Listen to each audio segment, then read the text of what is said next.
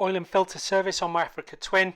I got a K&N oil filter, 4 litres of oil in a lube cube, and a couple of aluminium crush washers from OPIE Oils. I use them quite a lot. Order one day, you get it the next. So this is what these look like. It reminds me of like an old beer package that I used to have when I was a kid. I can't remember what they used to be called. And then here's the filter.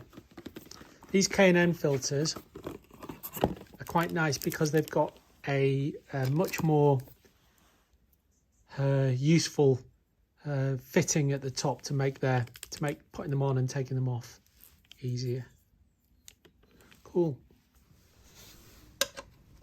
The bash plate comes off with a couple of these Allen headed screws. They get a lot of grime off the road. I don't use my one in the rain. I don't go out in the wet.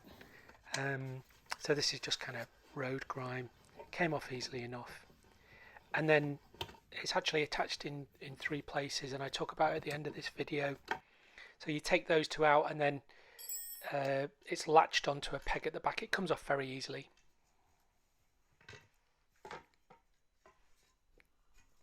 There's the oil filter at the front. Underneath it's got 2 sump drain plugs. So this is looking at it from the side. So there's kind of one near the front and one near the back. I'd started it up and warmed the bike up for 3 or 4 minutes, undid the oil drain plug, and then the nice bit is letting the oil out. 12mm spanner on this.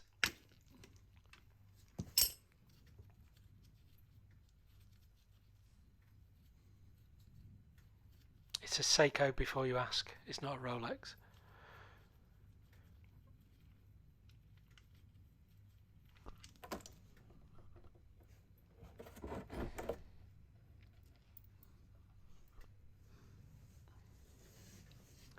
And there's loads of oil in it. Loads of oil. 4 litres. It actually takes 4.1, which is a bit of a pain in the arse. Those lube cubes are good, but they're just under the amount that you actually need. There's something very satisfying about letting oil out of engines, isn't there? It has like an organic blood transfusion vibe to it. So as that drained off, I then went round and did the front one.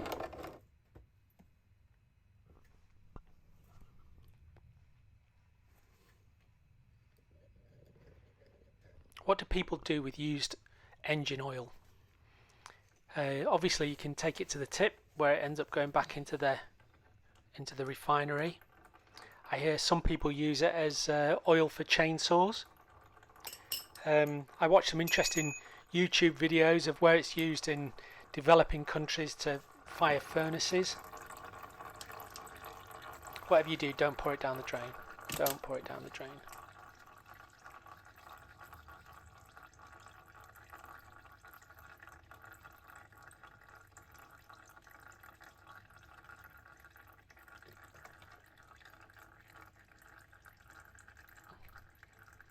Now the next major service on my Africa Twin is at 16,000 miles. It's just coming up to 15,000 miles now. And 16,000 miles is where they say you need the valves checking. To check the valves on an Africa Twin, major pain in the arse. You know, you've got to take all the cowling off, and it's not a 5-minute job. Not a job that I would do. Will be interesting. I don't know what I'm going to do, to be honest, about that. Online people say don't bother, just keep on giving it regular oil and filter changes. It doesn't need valves checking until it's in its 20s or 30s.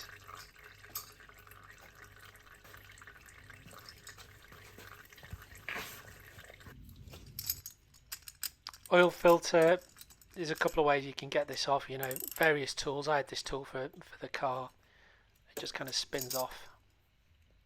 Not on that tight. And bloody more oil comes out.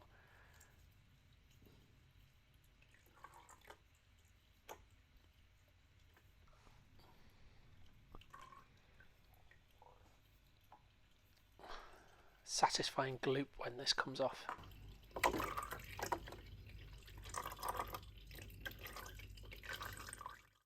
So this is one of these oil boxes. I've never used one of these before. They look pretty good though, don't they? Anything that reduces plastic waste has got to be a good thing. So 4 litres, and I think it needs 4 litres to fill up. So what am I going to do? I'm going to put the new oil filter on, replace the sump plugs, give them a wipe of course, put the new crush washers on, and they go on. I'll check what the torque is, and I'll put the torque number in now. And then we're going to start topping it up. I will check the seal on that and clean that up to make sure that that's fine before it goes back on the bike. But before that, we've got to fill it up with oil. Right, so let's get putting everything back together now. So there's some drain plugs going first. Give it a wipe. Put your new crush washer on. That costs £2.50 each. Probably going to get an assorted box of those crush washers, because I can't justify spending £2.50 on a tiny piece of aluminium. They go in finger tight for that one. If you listen carefully in the background, you can hear the foxes barking.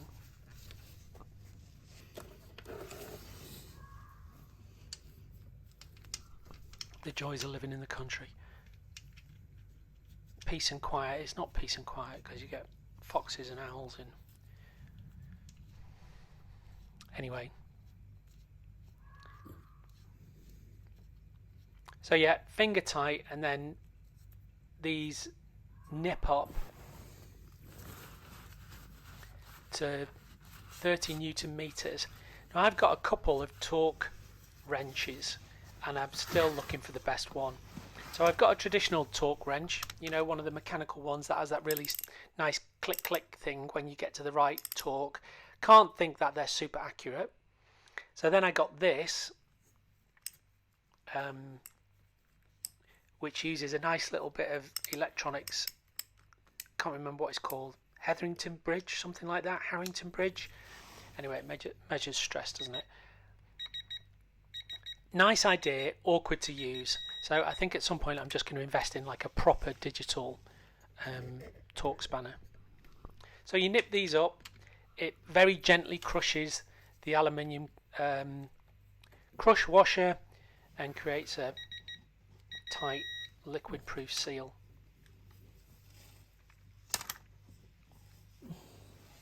And then cut across to put in the oil filter on. What I'm doing there is just smearing. You smear the edge of the rubber filter so that as you're screwing it in and it comes up against the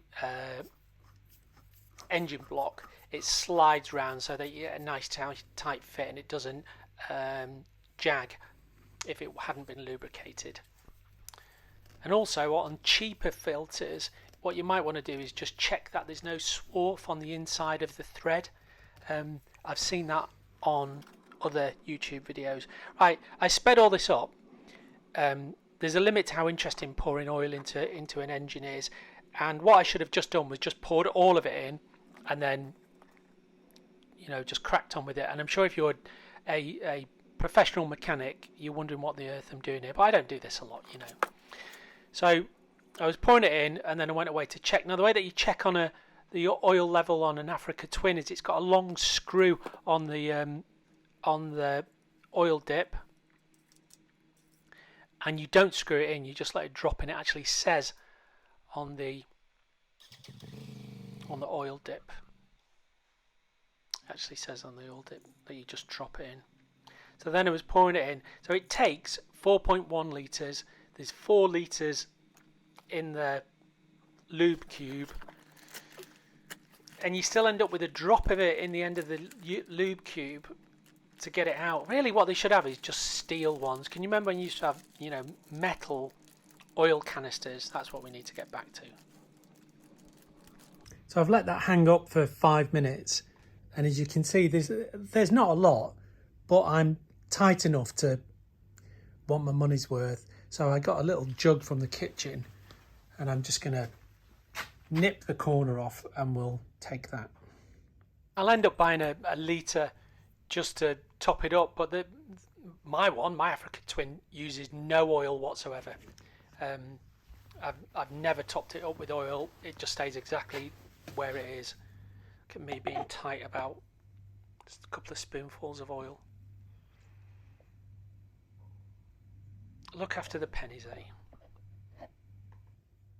So then just a quick word about the way that this bash plate goes on underneath. It's aluminium, it's quite thick aluminium. 2.5, maybe 3 millimeters. And it's got these Allen head screws that go through here. I think they're 6 millimeter.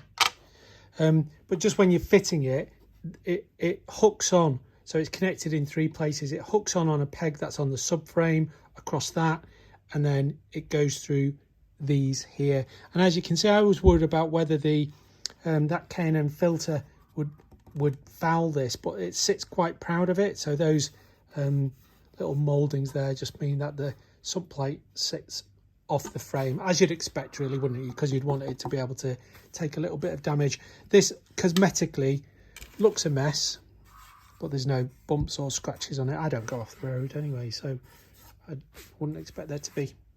Cool. So these are those gloves that I bought from Golden Top. I gave them a little coat of leather wax. I really like them. So these are autumn ones. These are more summer ones with the perforations in. I do love that kind of nice leather stuff. Nice and soft, really soft leather. And then these are protective. My guess is that they're plastic.